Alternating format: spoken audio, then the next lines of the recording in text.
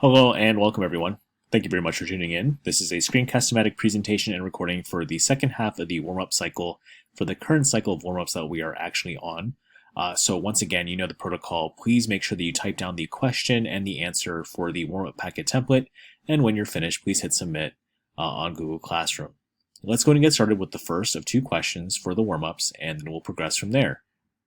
So what are some key determining factors that determine or affect a person's political ideologies?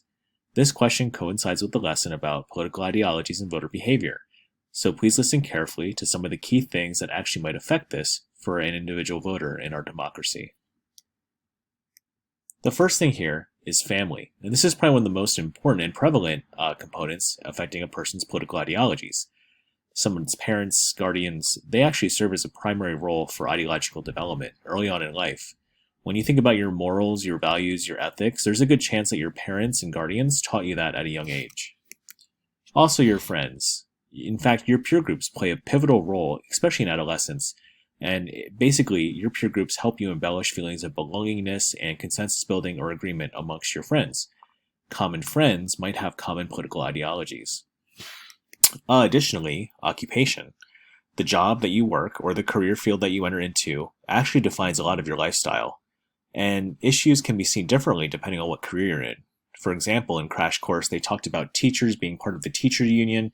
That could very much so affect the way that they view certain hot topic political issues, especially when you look through the scope of their job. Also, income. This is probably one of the most important things as well. In fact, income affects your socioeconomic status in a big way. This determines a lot about your lifestyle in terms of what you can and cannot afford, what you can save, what tax bracket you're part of, and more. Additionally, your race. In fact, I think Crash Course Political Ideologies talks about how certain ethnic groups vote based along ethnic or nationality lines.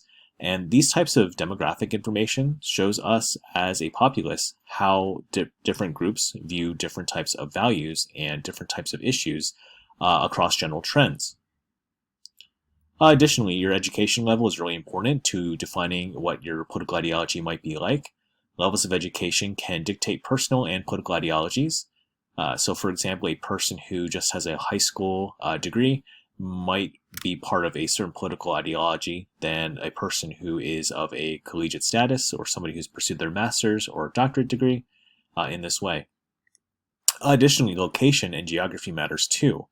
Where you physically are in the United States could very much so affect your political ideologies too. When you think about this, this makes sense. For example, the South of the United States has specific conservative types of Southern views, while you could say the West Coast of the United States and states like Washington State, Oregon, and California definitely have more liberal views for sure, that definitely are different from other parts of the United States. So there you have it, some of the key things that define and describe political ideologies. Next, for Thursday and Friday, the question of the day was, why is studying voter behavior significant in terms of understanding the U.S. voting electorate? So in other words, guys, what are some of the key things that you should remember and keep in mind when it comes to looking at voting behavior and voter trends? And why does this really matter? So here's some of the things that we discussed in the lesson. If you did it, you know exactly what I'm talking about. Here we go.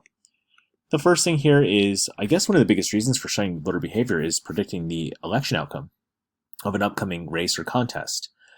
Many people might look at past voter behavior to determine what people might do in the future.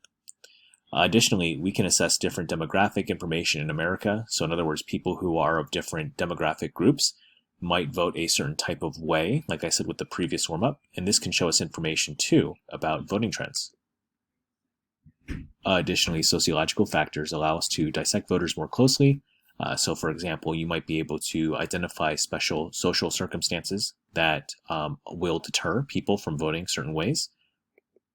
Also psychological factors too. These are special aspects that might pertain to people's thought processes and how they perceive things, especially their political world. Additionally, we can assess values and lifestyles of people and understand more about how policies can be molded to accommodate certain types of people. So for example, if you're looking at how a person in a campaign might try to win over people who are of middle class or lower class, they might of course be more prone to look at special groups and to identify specific procedures or policies to help those people in certain types of ways. Another reason why studying voter behavior is beneficial is because campaigns can alter their strategy to give candidates or campaigns momentum. So, kind of alluding back to the last point here, if you are running for public office, it's very likely that you might get data or information about specific demographic groups or enclaves in a special district or state to tailor your argument to suit them specifically. And in doing so, you might earn more votes. And the last reason why voting behavior is really important, we can try to find more impactful ways to get people to vote.